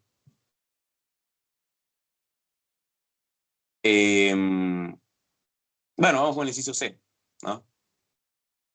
Vamos con el inciso C. Acá omití una parte de la interpretación porque voy a darla en el C, que para mí se entiende más que si la doy ahora. ¿Qué me dice el C? ¿Cuáles serían los valores del intercepto de la función ahorros en los dos subperiodos y cómo se interpretarían?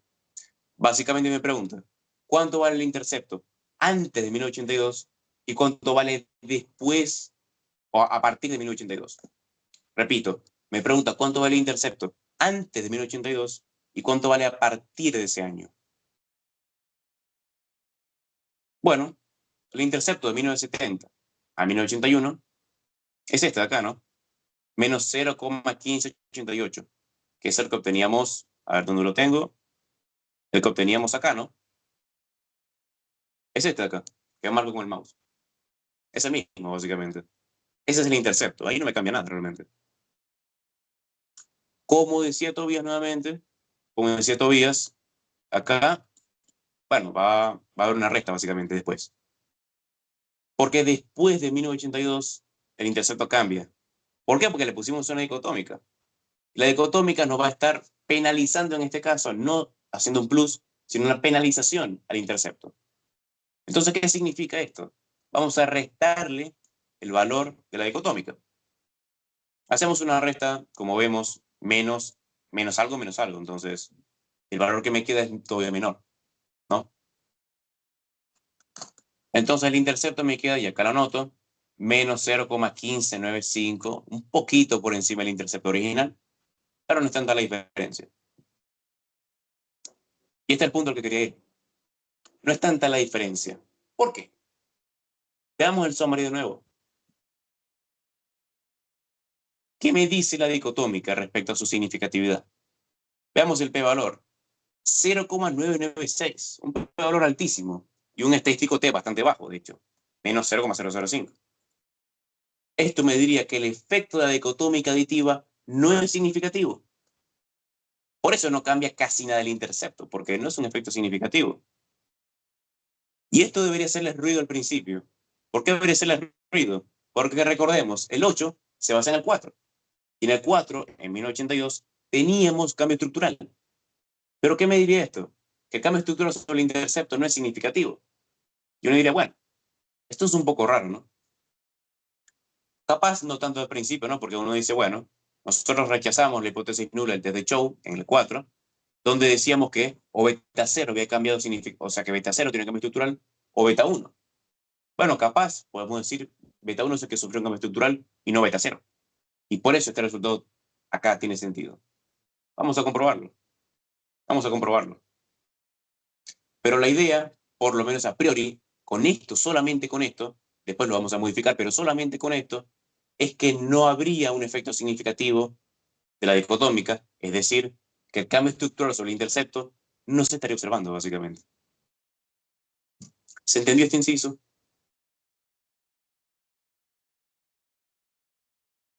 Claro, profe, mi duda era si como la variable dicotómica te da negativo y el intercepto te da negativo, eh, si crecía en vez de volverse más chica por restarle algo negativo, digamos. No, pero directamente lo que hacemos es, como ves acá en el código este, básicamente restamos ambas, ¿no? Si Claro, vos o sea, tuvieras... Sí, la sí, estás sumando pero en si vez de vos tuvieras... restarla. Claro, no, pero si vos tuvieras que esto es positivo, ponele, harías esto solamente. Más nada. Acá sería un plus, justamente. Acá le estaríamos sumando un poco más al intercepto. Pero bueno, fuera de R harías lo mismo igualmente. O sea, fuera de R, si vos tienes los valores de ambos, o sea, si tienes el valor del intercepto y de beta 2 y te da positivo, vas a hacer una suma en cambio. Ok. Intercepto más esto. Pero bueno, es básicamente eso. Ok, vamos con el ejercicio D entonces. Que creo que es el último. Sí, es el último de este ejercicio. ¿Qué medirá el inciso D? Obtenga la regresión logaritmo de ahorros en T igual a beta 0 más beta 1 logaritmo de ingresos en T más beta 2 de T, hasta ahora lo mismo de antes. Y acá le sumamos algo, más beta 3 de I por logaritmo natural de ingresos en T. Bueno, acá me añadió otra dicotómica. Pero esta dicotómica no es la misma que la de antes, sin embargo. No es la misma para nada, diría yo, de hecho. Porque si bien este término de I es el mismo que este, esta dicotómica que tenemos acá es una dicotómica multiplicativa. Que recordemos, acá la dicotómica multiplicativa no me cambia el intercepto como tal, o sea, no me modela un cambio estructural en el intercepto, sino que me modela un cambio estructural en la pendiente.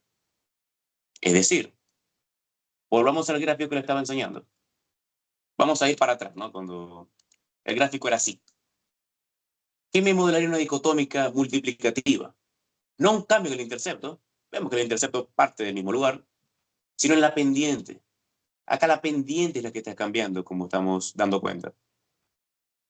Así que la idea de la dicotómica es controlar por ese cambio en la pendiente.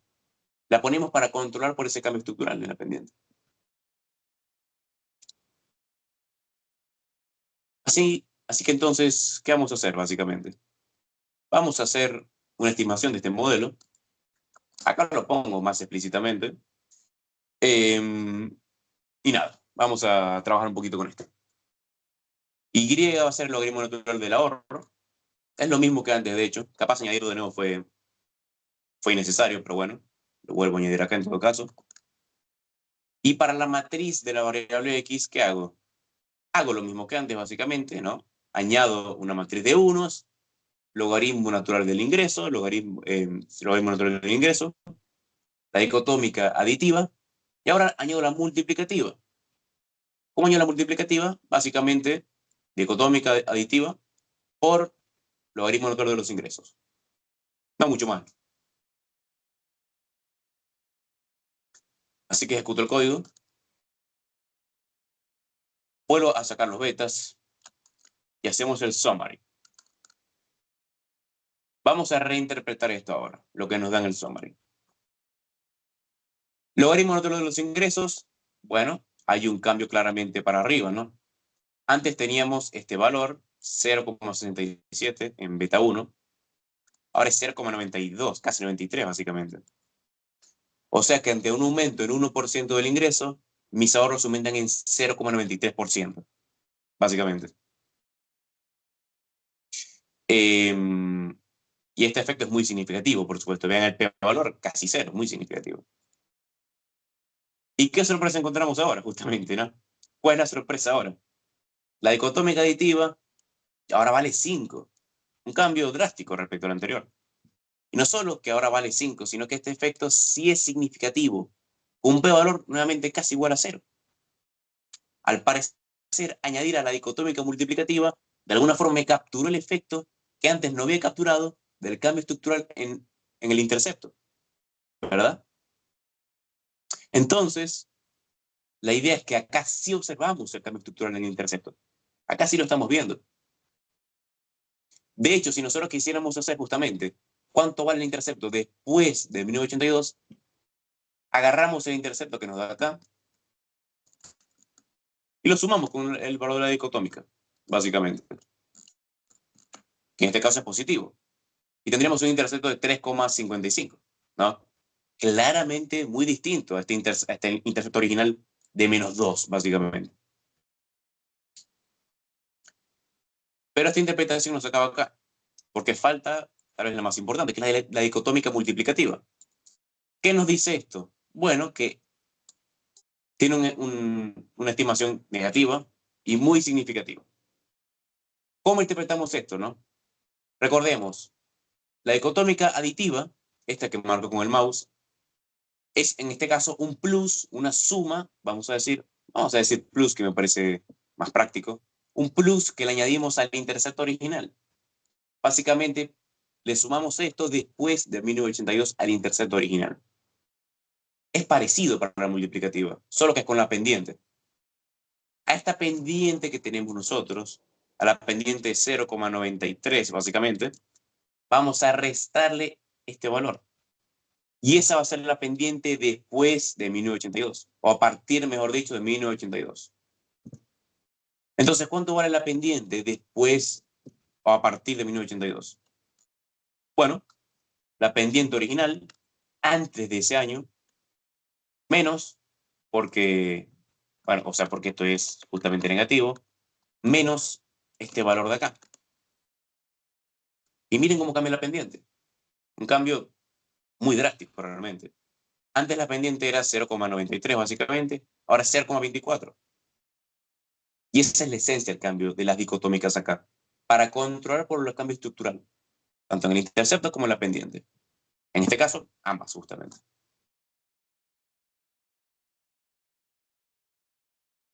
¿Alguna consulta sobre este ejercicio? Por supuesto, algún inciso que vuelva a repetir, algo que les perturbe.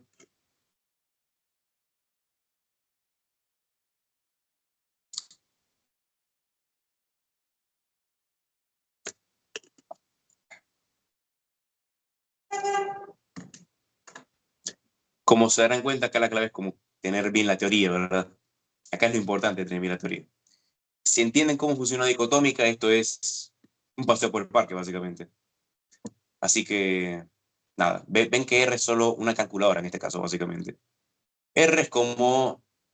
R no me da las intuiciones, solo la uso como calculadora como tal para sacar números cuando tengo tablas muy grandes y no es práctico hacerlo a mano, pero no reemplaza la intuición. No reemplaza la intuición. Solo con eso podemos interpretar todo esto después de todo. Profe, Sí, la conclusión del D sería que hay cambio estructural en ambas, digamos, ¿no? exactamente, sí. Claro, porque fíjate que ambas son significativas, las dos dicotómicas. Entonces tenemos cambio estructural tanto en la pendiente como en el intercepto.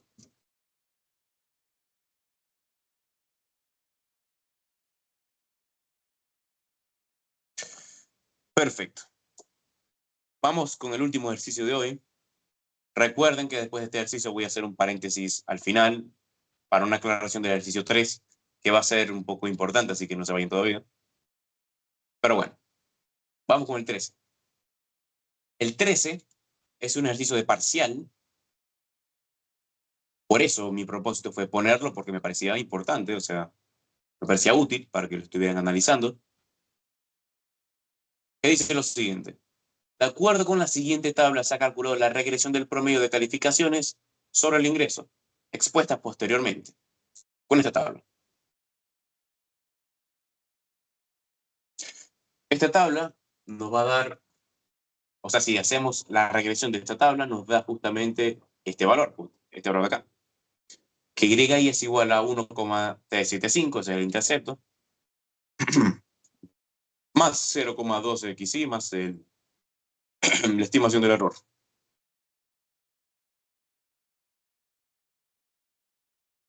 La idea de este punto, como tal, de este ejercicio, va a ser básicamente analizar los conceptos que vimos en la clase teórica de outlier, apalancamiento e influencia.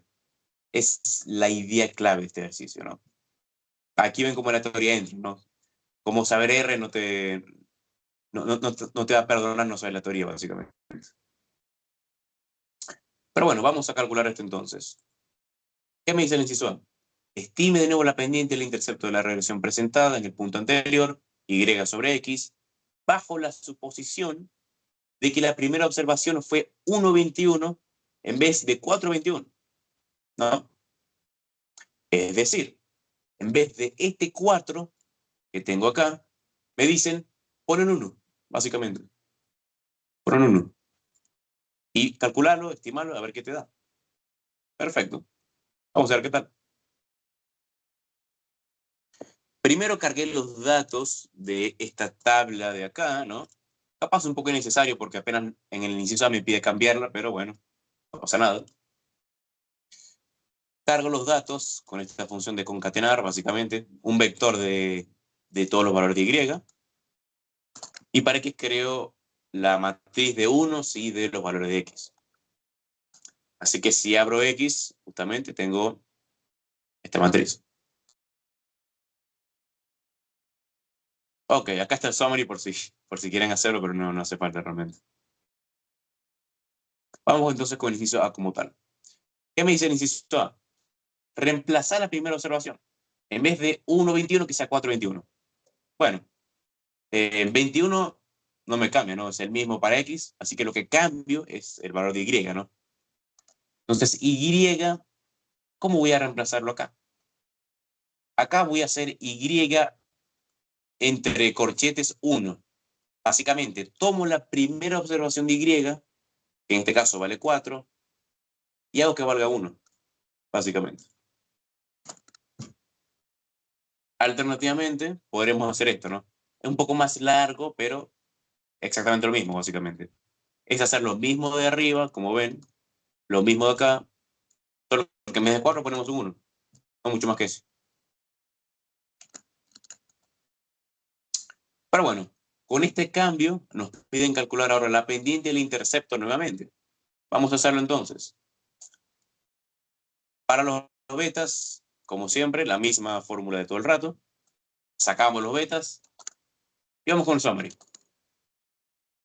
El summary me da justamente un beta 0. Bueno, acá veo que sale X1 NA. Acá. Esta parte ignórenla, realmente. Lo que tienen que como que tener en cuenta es que esto es beta 0, el intercepto. Y beta 1 es esto, X2. No sé por qué me sale así. Después lo puedo chequear después de la clase. Pero bueno, tengan eso en mente. Entonces, beta 0 es 2,87. Y bueno, beta 1 es menos 0,018, básicamente. Acá lo pongo, ¿no? Acá lo explicito, realmente. Y creo que no nos pide nada más, ¿verdad? Solo nos pide estimarlo. Sí, solo nos pide estimarlo. Bueno. Ese punto, ese inciso entonces, bastante intuitivo, ¿no? Bastante básico, realmente. Lo que nos va a interesar, realmente, es el inciso B. Y los que siguen, por supuesto. ¿Qué me pide el inciso B? Estime de nuevo la pendiente del intercepto, dejando fuera la primera observación de la muestra. Básicamente, queremos sacar, vamos a decir, queremos sacar Y igual a 1 en este caso, acá pongo el 4, pero queremos sacar Y igual a 1 y X igual a 21, ¿no? Queremos sacar la primera observación de la muestra.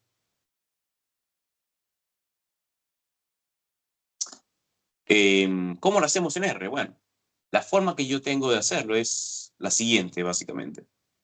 Quiero una variable que es yout1, porque la idea detrás de esto, que no la he dicho todavía, pero van a ver, es que la primera observación puede ser un outlier, ¿no? Puede ser un valor atípico.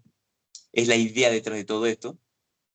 Entonces yo digo, quiero una variable yout1, así la llamo, que va a ser igual a Y, exactamente igual a Y, solo que no tiene la observación 1, básicamente. O sea, creo esta variable que es exactamente igual a Y sin la observación 1. ¿Qué pasa si yo imprimo yout, justamente, ¿no? Y es esta que tenemos acá, nada raro aquí. Y si imprimo yout, vemos que eso es lo mismo, exactamente, solo que sin el primer 1, ¿verdad? Le quitamos esa observación.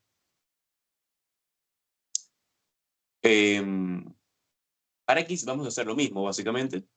Para X, solo que como X es una matriz, entonces hacemos, crea una variable de X sin la primera observación, que va a ser igual a X sin el valor de la primera fila y de la primera columna. Acá pongo el espacio porque se sobreentiende, R sobreentiende que si lo dejo en espacio, entonces saco todos los valores de la primera fila, sin importar cuántas columnas hay. Una forma alternativa de hacer esto es, nuevamente, voy a ejecutar los códigos, no lo he hecho. Una forma alternativa de hacer esto es esta, que básicamente, haceme, o sea, quiero una matriz de X solamente que sin la primera fila y sin la primera columna, básicamente. O sea, sin el valor de la primera fila y de la primera columna. O mejor dicho, creo que lo estaba leyendo mal ahora que lo pienso. O mejor dicho, abriendo la matriz X. Básicamente me diría, haceme una matriz X sin este valorcito de acá y sin este valorcito de acá, básicamente. Eso es lo que me pide. En esencia, elimina toda la fila, como se dan cuenta. Por eso prefiero hacer este código, que me explicita directamente que me saca toda la fila. Porque si yo tengo 10 columnas acá, es como que medio que no es nada práctico hacer acá -1, -1, -1, o sea, no es práctico, ¿verdad? Por eso hago este código. Pero para propósito del ejercicio es lo mismo. En fin, sacamos los betas y vemos cómo nos da el summary. Acá los betas me dan 1,467, beta 0 por lo menos, y beta 1 me da 0,11 básicamente. Bueno, acá la idea no es interpretar nada todavía, pero sí va a ser la idea del inciso C, ¿no? Hasta ahora no hice nada súper extraño, pero si tienen alguna consulta de estos incisos, díganme sin ningún problema. Básicamente, como vimos, fue crear nuevas variables y calcular los betas, sin mucho más. Entonces, vamos con el C, que acá es donde, bueno, acá sí nos toca interpretar. Nos dice, compare las estimaciones de la pendiente del intercepto en A y B respecto a los obtenidos en el ejercicio 3. Esto es un typo, no les avisé, pero esto es un typo. Acá la idea sería realmente comparar esto, ¿no? O sea, la idea sería comparar el inciso A y el B realmente. Por eso estoy modificando el Word. Porque el 3 no tiene nada que ver con esto. El 13 es una cosa distinta de esto. Y tampoco es el 13 porque este es el 13, pero la idea es justamente comparar A y B. O sea, comparar la pendiente del intercepto cuando metemos a la primera observación y compararla cuando la sacamos. Esa es la idea. Así que comparamos A y B. No comparamos. En el A, beta 0 igual a 2,87, beta 1 igual a menos 0,018, y en el B, beta 0 igual a 1,46 y beta 1 igual a 0,11. Son muy distintos. Es lo primero que notamos, ¿no? Son muy distintos. Beta 1 hasta me cambia el signo inclusive, ¿no? Beta 1, no sé si está una forma de escribirlo acá. Vamos a escribirlo acá, me parece mejor así. Fíjense acá. Beta 0, para empezar, es mucho mayor cuando metemos la primera observación. Cuando la sacamos, mejor dicho, es mucho menor. Y cuando sacamos la primera observación, vemos que el signo de beta 1 se nos revierte inclusive. O sea, claramente hay cambios drásticos en los valores de las betas, básicamente. Entonces los parámetros nos cambian bastante. ¿Y por qué puede ser esto? ¿Por qué les parece que estos valores cambian mucho? ¿Por qué sacar la primera observación me genera tanto revuelto? O sea, ¿por qué tanto quilombo por esto? ¿Por qué? ¿Qué les parece?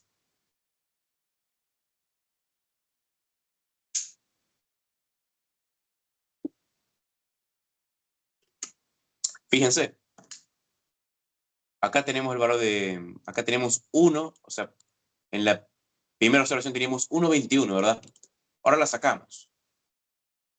Ese 21 que nos daba en X y ese 1 en Y, ¿qué podrían ser?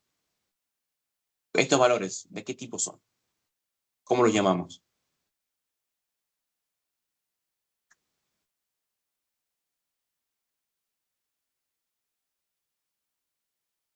Bueno, la idea es que estos valores son outliers, básicamente. La primera observación podría ser un outlier, justamente. Recordemos, un outlier, vamos a ver la definición un poco más, vamos a verla mejor después, pero la idea de un outlier es que justamente está muy lejos de la recta de regresión. No sé si tengo el PPT acá abierto, me temo que no, bueno. Vamos a ver igualmente después con más detalle. Acá vamos a hacer un gráfico donde se va a ver mejor, así que no hay problema. Pero bueno, acá lo pongo también un poco más detallado, ¿no? Que la idea es que la observación 1 representa un outlier. Pero también recordamos teóricamente, si recuerdan bien la clase que viene con Nico, si no me equivoco, y es que un outlier no es suficiente para que me cambien mucho los parámetros de la regresión, ¿verdad? Para que eso ocurra, requiero algo más. Y es que haya alto apalancamiento, que después veremos qué significa, ¿no? La suma de estos dos factores, outlier más alto apalancamiento, nos da influencia. Y una observación con influencia es una observación que modifica drásticamente cuando la sacamos y cuando la metemos los parámetros de la regresión. ¿Qué vemos acá nuevamente? Cambios drásticos en los parámetros. Así que tenemos la idea, sin antes haberlo, no lo hemos visto ni gráficamente ni matemáticamente aún, pero intuitivamente nos da la idea de que la observación 1 puede ser un outlier, puede tener alto apalancamiento y al mismo tiempo puede ser influyente. ¿Se entendió este inciso?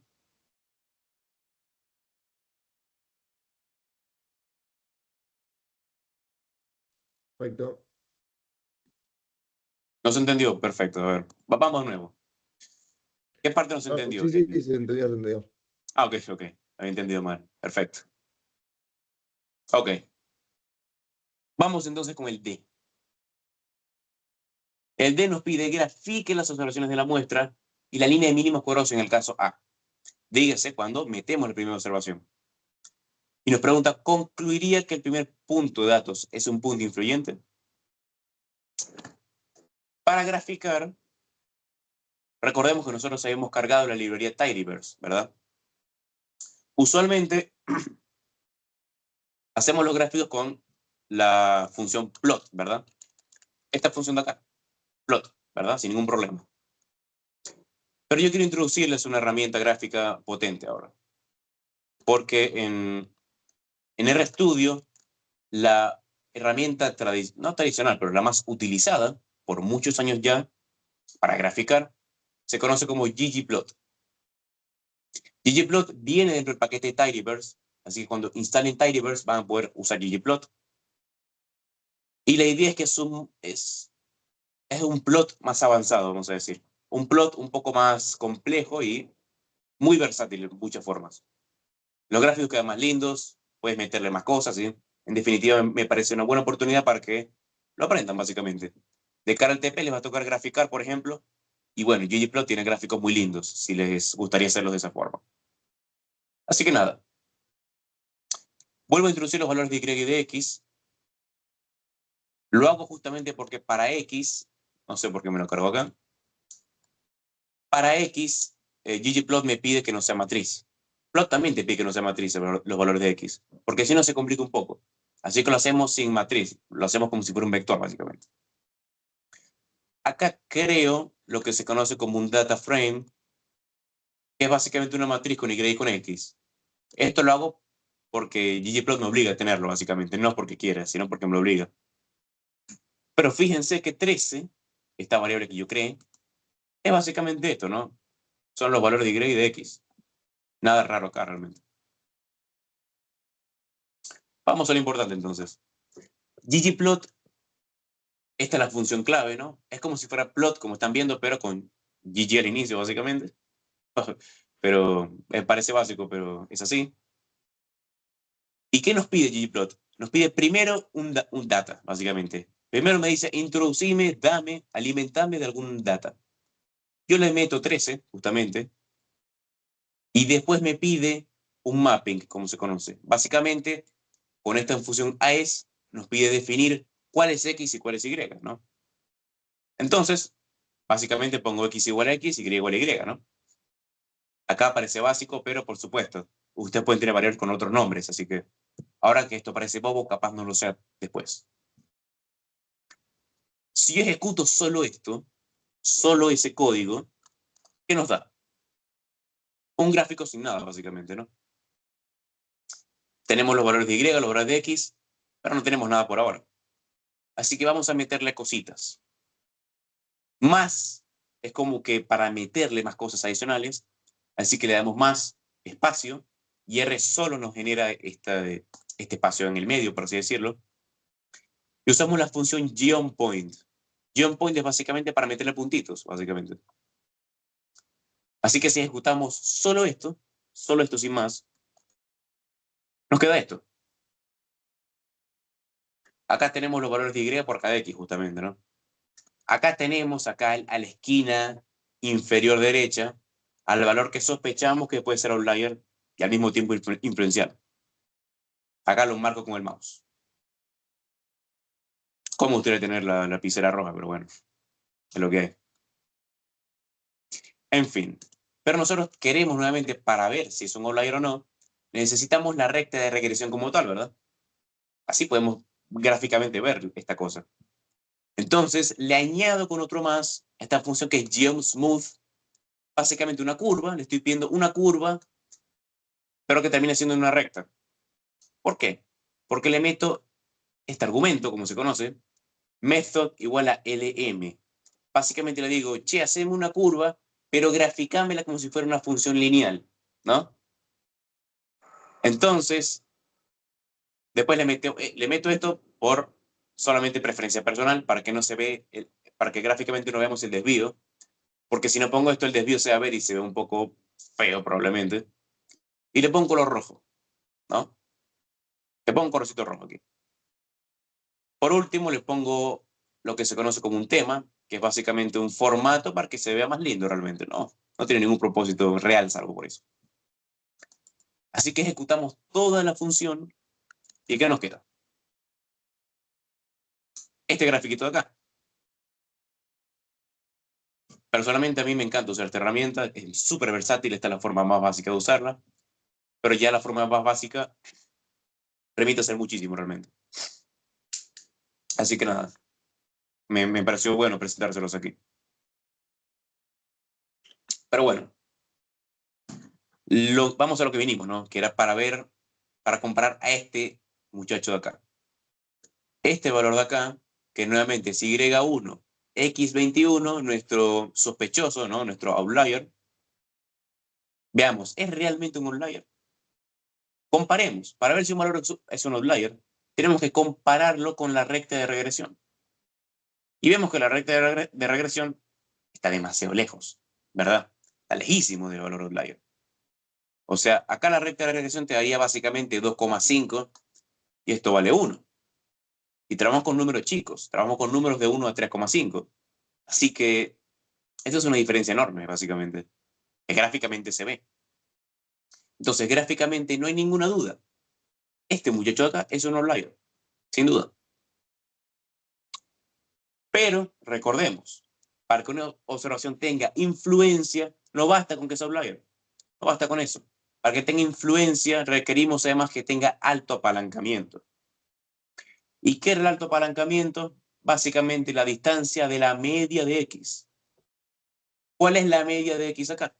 Yo la calculé.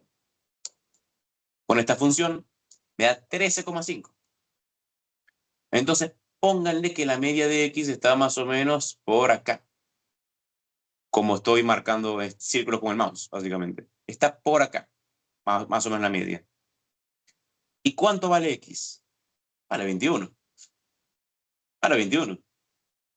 Claramente hay una distancia enorme entre el 21 y el 13,5 en esta muestra.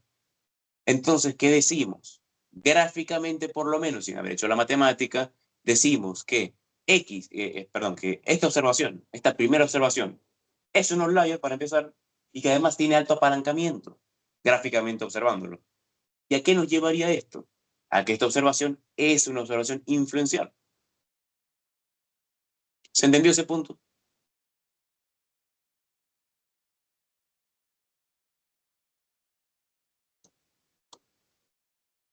Acá lo pongo un poco más, acá con comentario explico básicamente lo que acabo de decir ahora. Bueno, vamos con los últimos dos incisos, que es como que la parte más matemática de esto, la demostración como tal. No demostración, pero realmente ver matemáticamente con un poco más de evidencia los valores de esto. Y bueno, vamos a eso. ¿Qué me pide el punto E? Calcule el residual estudiantizado de la primera observación y verifique si puede considerarse un punto atípico. Vamos con eso. Planteamos la fórmula del residual estudiantizado, que es básicamente esta de acá. Esta es la forma genérica, ¿no? Pero pasar a términos del ejercicio sería esta de acá, ¿no? Porque tenemos beta 0 y beta 1, justamente. ¿Y qué significaría esto, básicamente? ¿Qué es el residual estudiantizado como tal? Básicamente, fíjense esto, ¿no?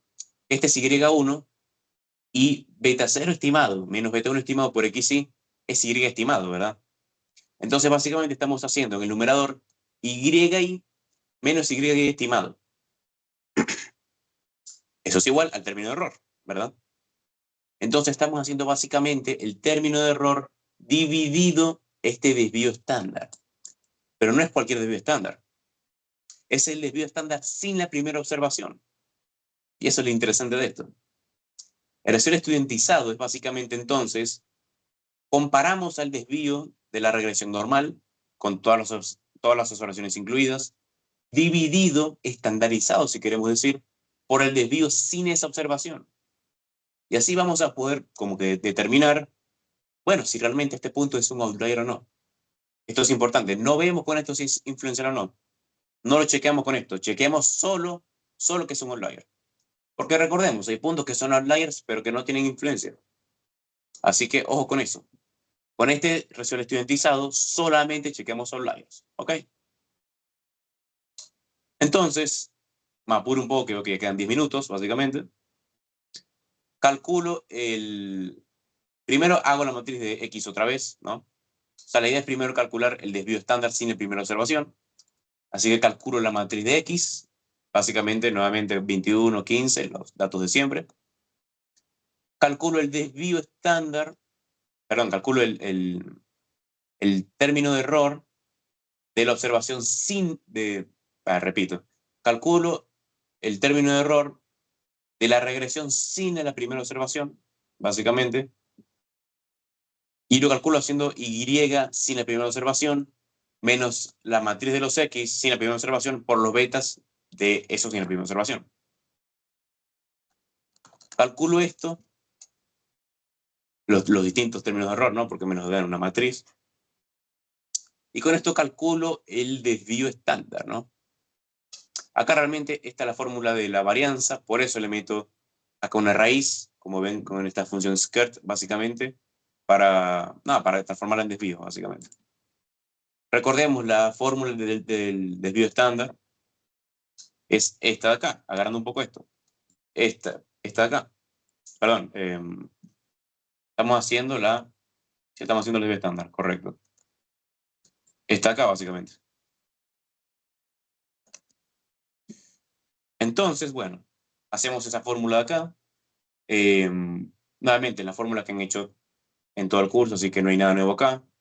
Solamente que es un desvío, recordemos, sin la primera observación.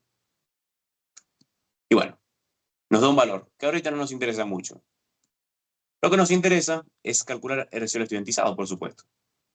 Entonces, ¿cómo lo hago, básicamente?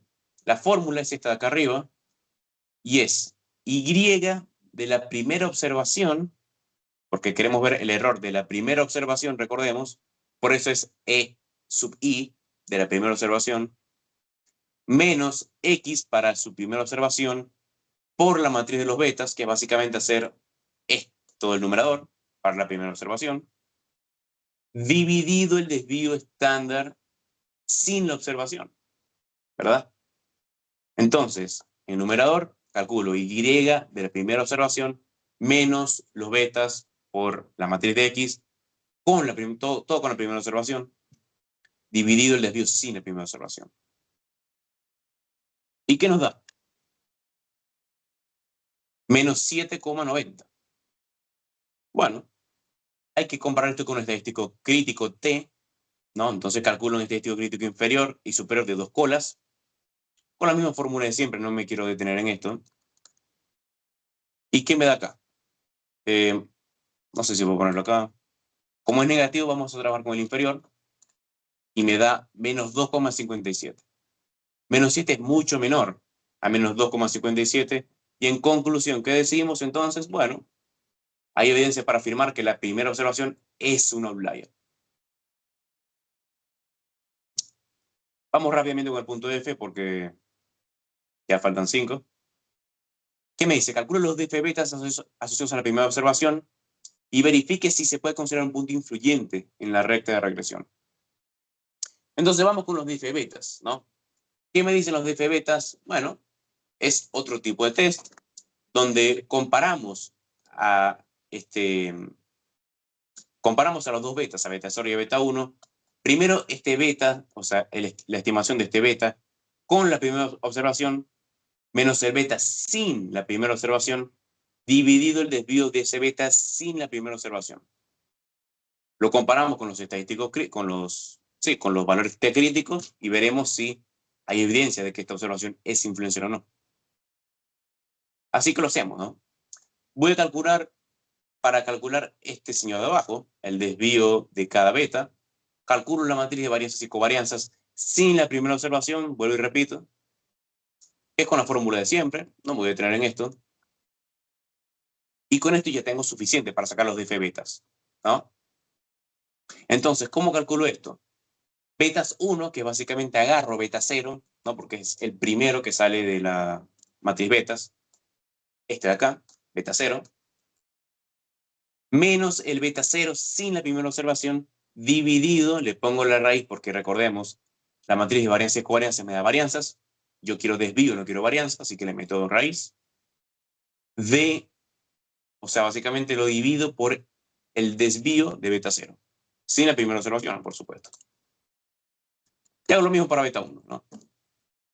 Aquí había puesto un crítico de 1,96 o 1,-1.96, pero eso me parece que es una simplificación que no me parece correcta. Es mejor para observaciones grandes, ¿no? Para números de muestras grandes. Para lo que tenemos vamos a comparar con estos señores de acá, ¿no? Comparamos con estos. ¿Y qué me da, no?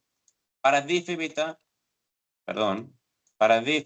1, 0, me da este valor. Para df beta 1 me da este valor. Y recordemos, los T críticos, superior e inferior por un lado menos 2,57 y el superior 2,57 positivo. Para el df beta de beta 0 vemos que 3 es claramente mayor a 2,57. Así que decimos que hay evidencia para afirmar que la primera observación tiene una alta influencia sobre la estimación de beta 0. Repito, la observación 1 tiene alta influencia sobre la estimación de beta 0.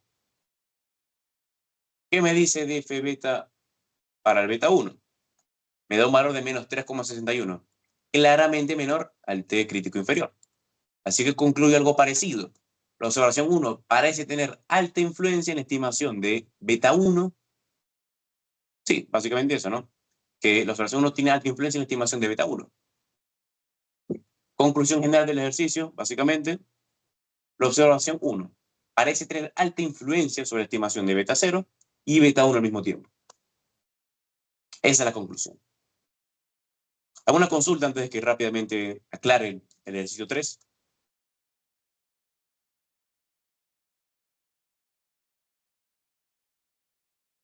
Bueno, voy rápidamente entonces.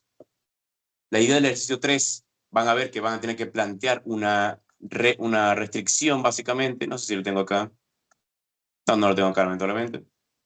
Van a tener que plantear una restricción básicamente, o sea, un test F básicamente, con una restricción que va a ser del estilo beta J igual a 1 menos beta J menos 1 básicamente.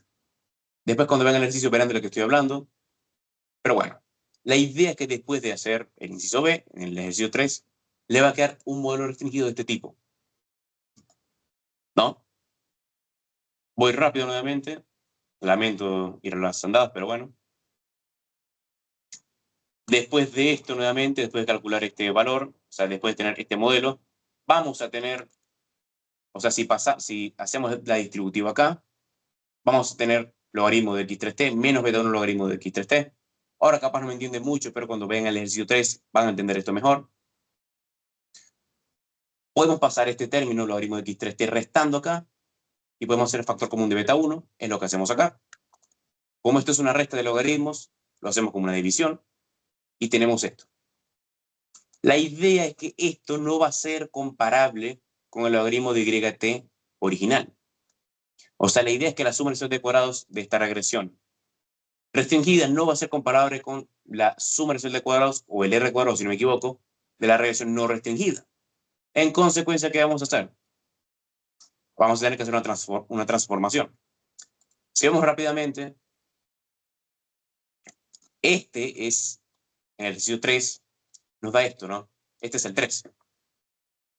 El logaritmo de y estimado no es lo mismo que hacer logaritmo de y dividido x3t. En consecuencia, no puedo comparar los r cuadrados de acá. No puedo comparar los r cuadrados. Así que lo transformo. ¿Cómo lo hago nuevamente? Si me creen esto, se transforma por sí solo, básicamente. Si me creen que el logaritmo de yt es igual al logaritmo de yt dividido x3t, perdón, más logaritmo de x3t, está todo resuelto, básicamente. Después mastiquen esto en casa, véanlo un poco mejor, pero la idea es que vamos a plantear esto, vamos a reemplazar esto, logaritmo de x3t, que ya lo tenemos acá, y nos dará esto, ¿no? Como le quito el término de error, lo estoy calculando básicamente con el logaritmo de yt estimado, básicamente. Y nos queda esta regresión que sí tiene un r cuadrado comparable con el de esta regresión de acá. Les adjunté, si vieron si lograron ver en la idea de compartir de paso, les adjunté, si vieron en el mensaje que les mandé por Classroom, un documento de un ayudante del curso, un muy buen documento que explica lo que acabo de decir en mucho más detalle, que hizo Juan Manuel Trufa. Nada, véanlo si les quedó dudas. También tiene el código de R donde al final pongo justamente estas ecuaciones que estaba viendo. Y en definitiva, bueno, para cualquier consulta o cualquier duda está el Classroom, ¿no? Acá corto la grabación, así ya lo libero un poco antes. Vamos a detenerla acá.